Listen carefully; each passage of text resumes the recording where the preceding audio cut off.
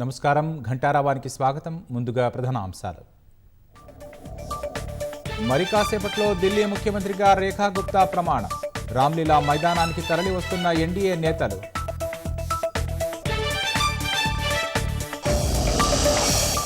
Medigadda కుంగుబాటుపై case వేసిన వ్యక్తి హత్యపై CMO ఆరా.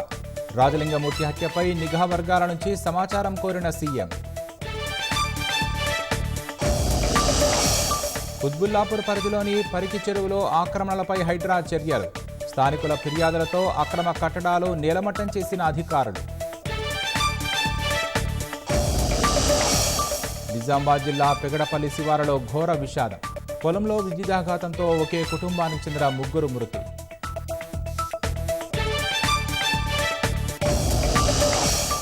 భారత ఎన్నికల్లో జోక్యానికి బైడెన్ యత్నించారన్న ట్రంప్.